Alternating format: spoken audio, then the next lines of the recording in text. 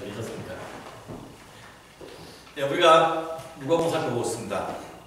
지난 주일에 우리가 누가복음 3장을 통해서 이스라엘 백성들로 하여금 예수님을 맞이할 수 있도록 준비를 하게 하였던 사람, 하나님의 사람, 그죠? 세례 요한에 대해서 우리가 살펴보았습니다.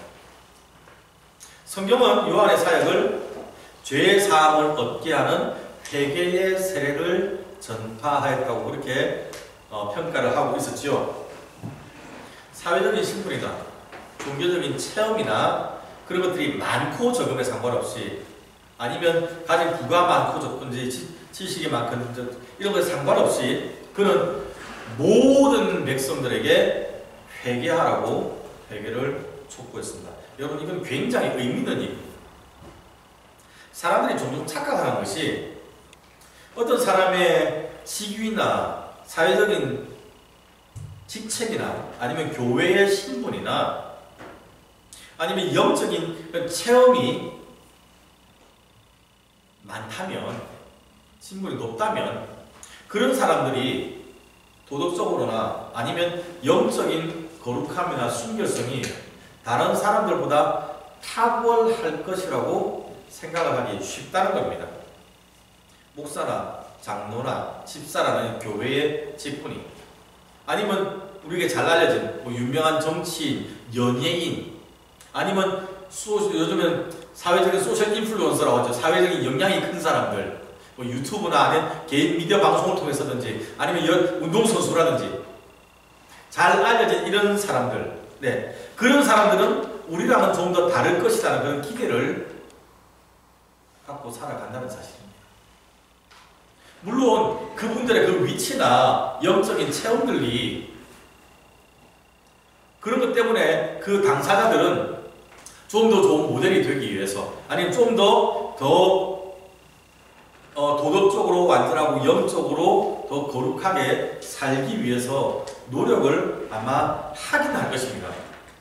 그런데 우리가 지금 삶 가운데 봐오는 것처럼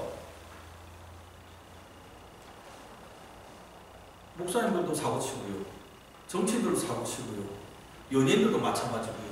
그러니까 유명한 사람들, 일반인뿐만 아니라 하늘나라에 의인이 없다는 얘기입니다. 성경에 말한 것처럼 모든 사람이 다 죄를 범하여서 하나님의 영광에 이르지 못했다는 성경의 선언을 우리가 지금도 우리가 보아오고 있습니다. 기억하셔야 됩니다. 회개가 필요하지 않은 사람은 어느 누구도 없습니다.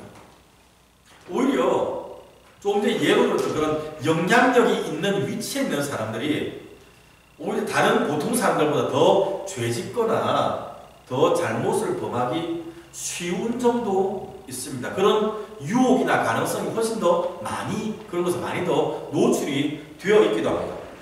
세례요한을 찾아왔던 그 사람들을 보세요. 세리들이 찾아왔고요, 군인들이 찾아왔답니다. 세리들은 이스라엘 백성들로부터 세금을 받아서 로마 정부에 갖다 주는 사람이었습니다. 정한 세율이 있고요, 그 다음에 나머지는 자기들 재량껏 세율을 더해서 받아서 그것은 자기의 몫으로 썼던 사람들입니다.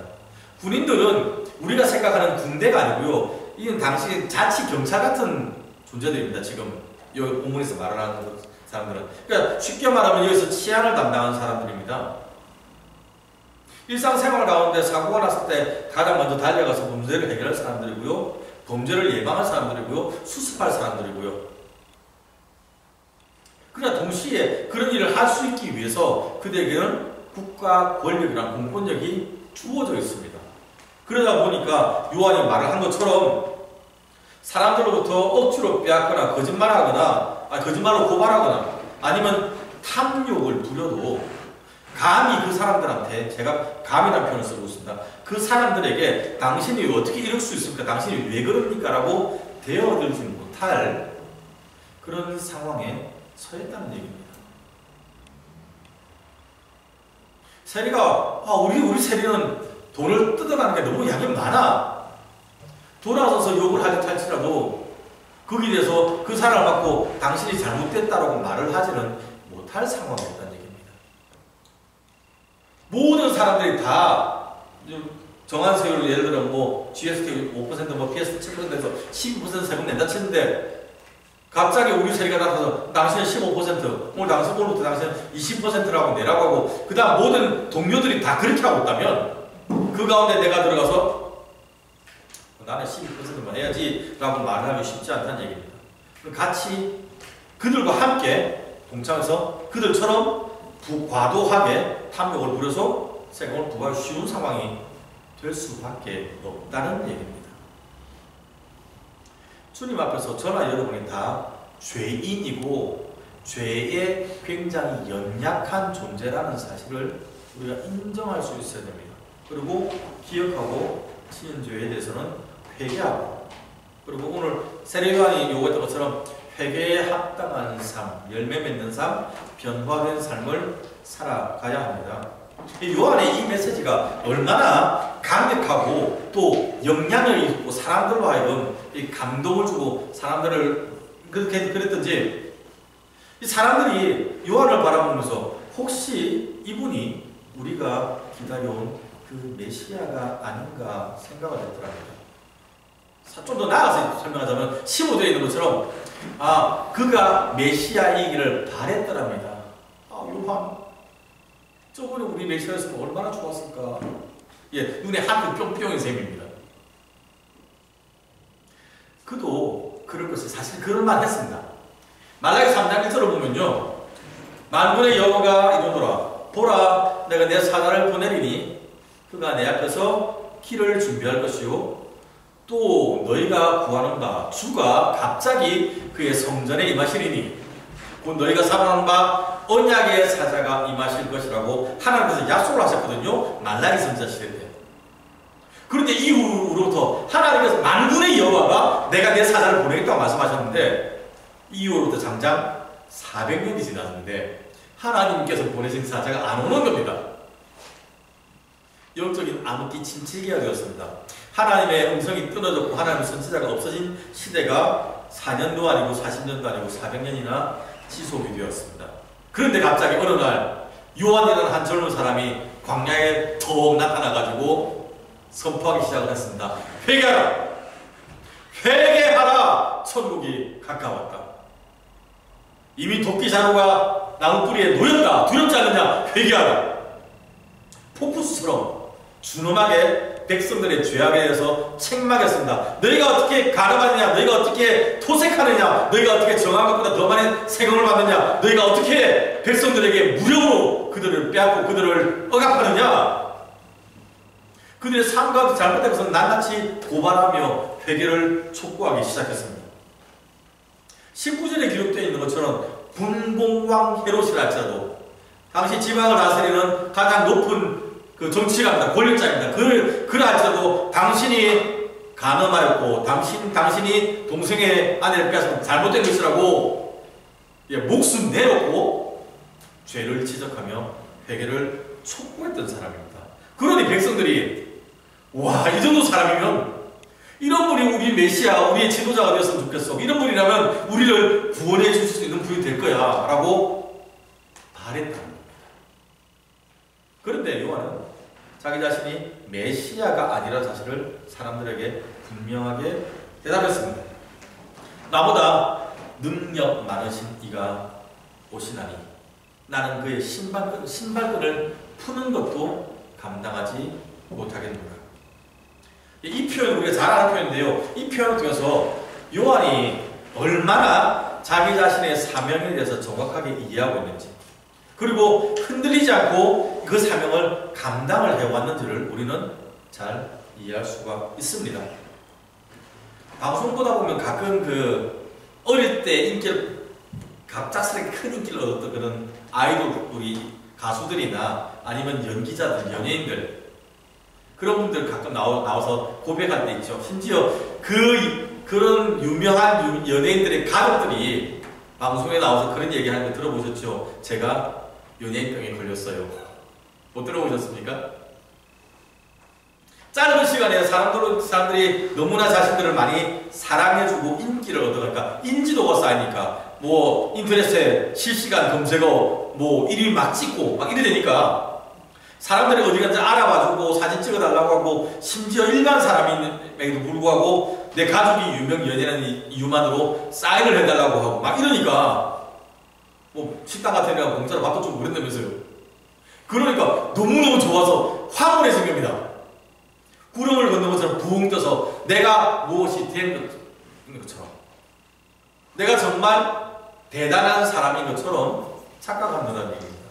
심지어 당신과 나는 달라라며 오히려 거만해지기까지 했다고 고백을 하는 사람들을 우리가 종종 봅니다.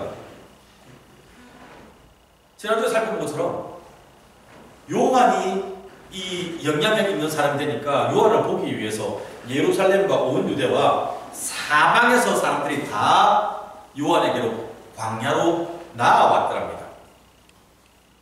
요한이 특별하게 뭐 말을 하거나 요구를 한 것도 아닌데, 근데 사람들 스스로 생각은 자발적으로 발르티를 생각한 겁니다. 오, 요한, 저분이 우리의 메시아였으면 정말 좋겠어. 당신이 우리 메시아라고 하세요. 그럼 우리는 따라갈게요. 팬클럽처럼.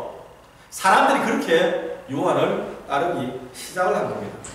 그 정도로 사람들의 마음이 다 열려 있습니다. 그런데 요한은 분명하게 자신 뒤에 올 참빛인 예수님을 백성들에게 소개했습니다. 요한복음 1장을 보면요, 세상을 비추는 빛이 하나님으로부터 왔다고 얘기를 하고요, 이 요한은 그 빛이 아니요 그 빛에 대하여 증언하기 위해서 온 사람이라고 그렇게 요한복음 1장에서 설명을 하고 있습니다. 우리가 마태복음 10장 10절에서 예수님께서 그 말씀 하셨거든요. 여자가 낳은 자 중에 세례요한보다 큰 자가 없다, 그 말씀 하셨죠. 그러나 천국에 가면 가장 작은 자도 세례요한보다 더 크고 위대한 자다, 이렇게 말씀하시는 바람에 우리가 세례요한 별거 아닌가 봐 이런 생각을 하기 쉽습니다. 근데 요한이 그렇게 과소평가받을 만한 사람은 아닙니다. 사명감 투철했고요, 자신의 역할을 잘했던 신실한 하나님의 사람, 헌신적인 영적인 인물이었습니다. 요한복음 3장에 보면 그런 얘기가 나타나잖아요. 요한의 제자들이 어느 날 요한에게 찾아왔더랍니다. 예수님이 요한에게 세례를 받으셨는데 분위기를 보니까 사람들이 더 예수님을 더 좋아하기 시작했습니다. 그리고 예수님이 훨씬 더 세례를 많이 준다는 소문도 들렸더랍니다. 실제로는 예수님은 세례를 주신 게 아니고 예수님의 제자들이 세례를 줬지만 예수 패거리가 더 인기가 많아지기 시작한 겁니다. 사람들이 세례 요한보다, 자신들의 선생님 세례 요한보다 예수님을 더 많이 따르기 시작했습니다. 그래서 제자들이 세례 요한에 찾아와서 불평하기 시작한 겁니다. 선생님 세례 준 저 사람이 요즘 인기가 더 많아집니다. 사람들이 더 많이 따라갑니다. 나아야 되는 거 아닙니까? 우리 뭐라고 해야지 밖으로 다 뺏길 것 같아요 라고 이야기를 한 겁니다. 그 말을 듣고 세례 요한이 이야기를 했습니다. 3장 29절과 30절 말씀입니다. 신부를 취하는 자는 신랑이나 서서 신랑의 음성을 듣는 친구가 크게 기뻐하나니 나는 이러한 기쁨으로 충만하였노라. 그는 흥하여야 하였고 나는 쇠하여야 하리라. 이렇게 얘기를 하면서 자신의 제자들을 다독거렸습니다. 그리고 주님을 오히려 더 높였던 그런 사람입니다. 자, 우리가 요한이 어떻게 주님을 사람들에게 소개를 했는지를 기억을 해야 됩니다. 주님을요, 나보다 능력이 많으신이라고 소개를 하죠. 그죠? 사람들이 이해하기 쉽게 자기 자신과, 사람들이 자기 자신을 보면서 지금 대단하다고 이야기하니까 자기 자신을 딱 기준 놓고 이것과 같이 비교를 해주는 겁니다. 이해하기 쉽게. 자, 나보다 훨씬 더 능력 많으신 분이 오실 것입니다. 여러분이 기다리는 메시아는 여러분이 나를 대단하다고 해주면 참 고마워지지만 나는 비교도 안 될 만큼 크고 위대하신 분입니다. 나는 그분의 신발끈을 푸는 것을 감당할 정도 못 됩니다. 종은 주인과 동급이 아니잖아요. 낮은 사람이잖아요. 근데 나는 그 종할 자격도 없는 사람이야. 그분 곁에 있을 수 없는 사람만큼 나는 흠있고 나는 가치 없는 사람입니다. 그분이 나보다 훨씬 크고 위대하신 분입니다. 라고 소개를 하고 있는 겁니다. 본문 표현대로는 능력이 많으신 분이라고 그렇게 소개를 합니다. 우리 여러분, 이 사실 통해서 우리가 적용해야 됩니다. 사람들은 요한만 바라보면서 와, 이 정도면 하나님의 구원자로, 하나님의 메시아로 충분하다. 우리의 지도자가, 우리의 구원자가 이번 정도만 돼도 좋겠다라고 생각하며 만족하고 있었습니다. 그죠? 그리고 기대했습니다. 바랬습니다. 저분이 우리 메시아였으면 좋겠어. 그런데 하나님께서 이스라엘 백성들을 위하여 예비한 메시아, 하나님께서 보내신 하나님의 사람 구원자 예수님은요, 사람들 눈에 그렇게 크고 위대하고 가장 이상적으로 보였던 요한이 이 하나 콕 찍힌 점보다 못할 만큼 초라하게 보일 만큼 크고 위대하고 능력 많으신 분을 하나님은 예비해 놓고 있었다는 사실입니다. 로마서 11장 말씀이죠. 33절 34절 말씀은요, 깊도다 하나님의 지혜와 지식의 풍성함이요, 예전성의 부요함이라 표현했죠. 그의 판단은 헤아리지 못할 것이며 그의 길은 찾지 못할 것이로다. 누가 주의 마음을 알았느냐? 누가 그의 모사가 되었느냐? 세상 어떤 사람이 하나님의 계획과 하나님의 뜻을 이해하고 미리 알 수 있겠느냐? 불가능하다. 누가 하나님한테 하나님 이거 이렇게 하셔야 돼요, 하나님 요게 맞아요 라고 훈수를 사람 아무도 없다고 성경은 이야기를 하고 있습니다. 하나님께서 우리를 위하여 예비하십니다. 하나님의 크신 계획과 사랑이 실행되는 것은 저와 여러분이 무엇을 상상하든지 그것보다 더 크고 위대하고 완전하고 좋을 겁니다. 여러분 삶 가운데 부어주실 하나님의 은혜를 성취되어 나갈 하나님의 큰 일들을 기대하시기 바랍니다. 지금 여러분이 직면하고 있는 상황들이 아프고 어렵고 힘들어서 속상하고 낙심되고 기운 쪽 빠지고 무기력해질지 모르겠지만 그 절망적인 상황 가운데, 그 상처 있는 그 상황 가운데 개입하시고 큰 일을 이루어 나가실, 회복시키실 하나님의 여러분 기대하시기 바랍니다. 나보다 훨씬 더 크시니까, 위대하시니까, 능력 많으시니까 오실 것이다. 우리의 생각보다 훨씬 더 큰 능력으로 하나님께서 일하실 것입니다. 요한이 예수님을 크고 능력 많으신 분이라고 소개를 하면서 그분의 역할들, 사역들을 몇 가지로 제시를 해주고 있지 않습니까? 그것이 첫 번째는 성령과 불로 세례를 베푸실 것이고, 두 번째는 자신의 마당을 정하게 하실 것이라고 그렇게 소개를 합니다. 요한의 사역이 아까 뭐였다고요? 백성들에게 죄 사함을 얻게 하는 회개의 세례를 베푸는 것이었죠. 그러니까 요한이 자신도 세례를 베풀고 있지만 예수님의 사역은 나의 세례와 다른 세례라고 이야기를 합니다. 그래서 물로 세례를 베푸는 것이 아니라 성령과 불로 예수님은 세례를 베푸실 것이라고 말을 하고, 그 다음에 자신의 마당을 정결하게 하실 것이라고 그렇게 이야기합니다. 주님께서 성령과 불로 세례를 베푸시다는 이 말이 요한이 베풀어 왔던 물과 성령 혹은 물과 불을 대조해가지고 물이 거짓되고 잘못되고 엉터리고 성령이 참되고 진짜고 거룩하고 완전한 것이라고 이렇게 비교하는 것, 대조하는 것이라고 해석을 하는 분도 계십니다만은 그렇게 요한이 원했던 건 아닌 것 같아요.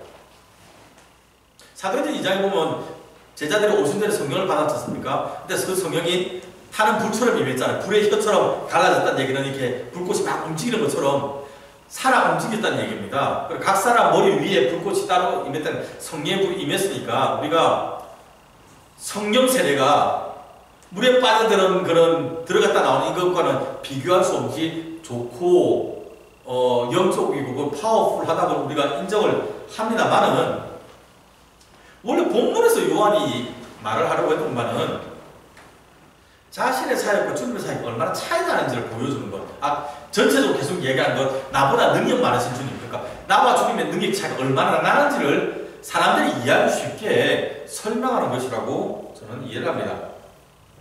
물이라는 게 죄에 씻는 것을 상징을 하는 건 맞아요. 그리고 성령은요, 구약 성경에서 나타난 성령은 하나님께서 메시아를 보내실 때 그 메시아가 메시아임을 증명하는 방법들 가운데 하나가 그가 성령의 기름 부음을 받은 사람, 성령의 능력을 덧입은 사람이라는 것이었거든요. 이사야 11장 2절 말씀 그럽니다. 그의 위에 여호와의 영, 곧 지혜와 총명의 영이요 모략과 재능의 영이요 지식과 여호와를 경외하는 영이 강림하실 것이라. 이사야 11장이 하나님의 그 메시아 왕국이 하나님의 구원자가 보내신 구원자가 어떤 사람인지 설명하는 거거든요. 그때 그 위에 여호와 영이 임할 것이다. 그 오실 메시아는 성령에 가득한 사람, 성령 충만한 사람이 되는 겁니다. 다른 성경도 이와 비슷한 얘기를 많이 하고 있습니다. 예레미야서도 말씀하죠. 하나님께서 하나님의 영을 사람에 부어주셔서 각 사람 마음이 부드럽게 될 거라고 말씀하셨잖아요. 궁극적으로 하나님의 사람들이 하나님의 영에 붙들린 사람이 되는 것이 맞습니다. 그래서 주님께서 오셔서 하실 이 사역이 구약에 예언된 메시아로서 하나님의 영이 충만한 사람으로서 이스라엘 백성들 가운데 찾아오셔서 각 신명들 가운데 하나님의 성령을 나누어 주실 것이라는 얘기입니다. 물로 씻기는 것이 아니라 거룩한 하나님의 영이 이스라엘 백성들 한 사람 한 사람 마음 가운데 찾아가셔서 그들과 같이 동행하시니까 이스라엘 백성들이 하나님이 거하시는 성전이 되는 겁니다. 주님이 하나님이 임재하시는 하나님과 만나는 지성수가 그들 삶 가운데 그들 가운데 이루어지는 그러한 은혜가 나타나는 겁니다. 그들 속에 계신 성령님의 음성을 듣고 성령님과 동행하는 거룩한 삶, 구별된 삶, 그러한 삶을 살 수 있게 되는 겁니다. 주님이 오셔서 성령을 주십니다. 불로 세례를 준다는 이 말을 전통적으로 볼 때는 불로 정결케 한다고 해석을 많이 합니다. 그 말이 맞긴 맞습니다. 베드로서나 보면 우리의 믿음이 불로 태워도 없어지지 않을 정금같이 나온다 해서 불이 우리의 신앙을 검증하는 단계로 그런 과정으로 설명이 되기도 합니다. 그래서 성령님께서 불로 우리의 죄악을 태우시고 우리의 믿음을 연단하신다라고 해석을 해도 무방합니다. 그런데 본문 문맥을 보면 불이 우리를 정결케 하는 불, 뭐 이런 식의 의미가 아니라 요한은 그 불이 불태우는 겁니다. 죽정이를 불살라버리는 겁니다. 주께서 오셔서 자기 마당을 정결하게 하시는데 마당 가운데 섞여 있는 죽정이와 알곡들 사이에서 죽정이를 걸러내가지고 죽정이는 불태워버리는 겁니다. 그리고 알곡은 곳간에 거두어드린다. 알곡은 하나님의 천국으로 같이 인도하시고 죽정이를 불태워서 하나님 심판하시다는 그러한 의미로 요한이 이야기를 하고 있거든요. 그러니까 지금 이 본문을 가지고는 주님께서 허락하시는 이 불로 세례를 준다는 말씀이 우리의 죄악을 말갛게 태우시고 정결케 하신다는 의미도 좋지만 요한이 의도한 바는 오히려 주님이 오셔서 성령을 허락하실 때 성령을 받고 회개하고 돌아오면 하나님의 자녀로 은혜를 체험하지만 만약에 거부하게 되면 오히려 불로 태움과 같은 심판을 받게 된다는 경고가 아닌가 그렇게 해석이 되기도 합니다. 실제로 그렇게 해석하는 분도 많습니다. 자, 그렇다면 이제 슬슬 피곤해지는데요. 한 가지만 짚고 넘어갑시다. 왜 예수님은 요한보다 능력이 많을까요? 좀 어리석고 쉬운 질문이죠. 예수님이 하나님께서 사랑하시는 사람이었습니다. 예수님께서 세례 받으실 때 이 사실을 하나님께서 콕 찍어서 알려주셨습니다. 백성들 세례 받을 때 주님도 그 가운데 같이 오셨더랍니다. 요한이 번쩍 뛰었죠. 제가 세례를 받아야 될 텐데 저에게 세례를 받으시겠다니요. 저 못합니다. 해라. 그래서 요한이 예수님에게 세례를 줬습니다. 예수님 세례를 받으시고 기도를 하셨더래요. 아마 물속에서 같이 그냥 기도하신 게 아닌가 이제 싶습니다. 그렇게 생각됩니다. 근데 주님께서 기도하실 때에 하늘이 열리며 성령님이 비둘기의 형체로 그 위에 내려오셨더랍니다. 그리고 하늘에서부터 하나님의 음성이 들렸죠. 너는 내 사랑하는 아들이요 내가 너를 기뻐한다. 하나님께서 말씀을 하셨습니다. 명확하게 예수님이 하나님의 아들이시라는 사실과 그 다음에 하나님의 백성 이스라엘을 구원할 하나님이 보낸 메시아라는 사실을 하나님께서 사람들 앞에서 말씀을 하신 겁니다. 선포하신 겁니다. 신학 어떤 사람들은 이 본문을 가지고 예수님이 마리아와 요셉의 아들이었는데 이 하나님의 이 말씀을 통해서 이 순간에 하나님의 아들이 되었다라는 말도 안 되는 해석을 하는데 안 그렇습니다. 잘못됐습니다. 예수님은 하나님의 아들로 성령으로 능력을 잉태해서 이 땅에 오셨고 요한과 마리아의 아들로 살아오셨지만 여전히 하나님의 아들이셨고 지금 하나님이 정하신 때가 되니 하나님께서 그 예수님이 하나님의 아들이심을 공포하신 겁니다. 이 사실을 통해서 보통 일반 사람이 아무것도 아닌 사람이 하나님의 아들이 된 것이 아니라 하나님의 아들이심을 그때서야 드러내놓고 말씀을 하신 겁니다. 이때로부터 주님께서 하나님의 아들로서 메시아로서 사역을 시작합니다. 이제 그것을 우리가 다음 주부터 살펴보게 될 것입니다. 기대하셔도 좋습니다. 개봉 막두. 네. 기대하셔야 된다는 이 말은 굉장히 중요한 얘기입니다. 주님의 사역을 우리가 살펴볼 것에 대한 기대도 있지만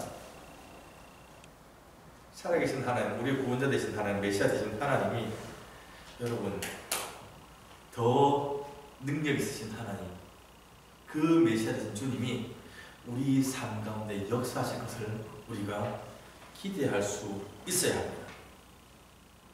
여러분 점검해야 돼요. 여러분은 능력의 주님, 성령을 허락하시는 하나님, 우리 가운데 위로하시고 우리를 대변해 주시는 보혜사 하나님, 그 하나님을 보내주시는 주님, 우리의 죄악을 맑게 씻기시는 주님, 혹은 우리를 심판하실 주님, 그 주님에 대하여 여러분 인식을 하며 살아가고 있습니까? 우리의 구원자 되신 주님이 얼마나 크고 위대하신지를 여러분들은 자각하면서 생활을 하고 계십니까? 여러분들은 그 능하신 주님과 동행하고 계십니까? 주님과 동행하십니까? 혹시 여러분의 삶 가운데 주님이 받으실 영광을 가로채고 있지는 않습니까? 세례 요한은 그런 상황에 그런 유혹에 직면했잖아요. 근데 요한은 끌어냈습니다. 혹시 우리는 그러고 살고 있지는 않습니까? 점검하셔야 됩니다.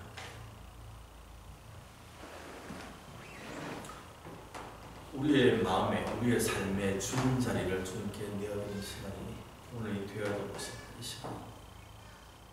그분께서 이끄신 대로 우리가 나아갈 겁니다. 능력의 팔로 우리의 손을 붙잡으시고 우리 삶을 이끌어 나가실 겁니다. 우리가 감사함으로, 순종함으로, 기대함으로 주님과 함께 이 힘든 시기를, 이 믿음의 예정들을 걸어갈 수 있기 바랍니다. 그럴 때 우리가 다시 경험하게 될 것입니다. 우리의 능력보다 더 크신 주님이 행하시는 크고 놀라운 일들을 우리 삶 가운데 경험하며 또 하나님께 영광을 돌릴 수 있게 될 것입니다. 기도합시다. 감사합니다. 저희를 사랑하시고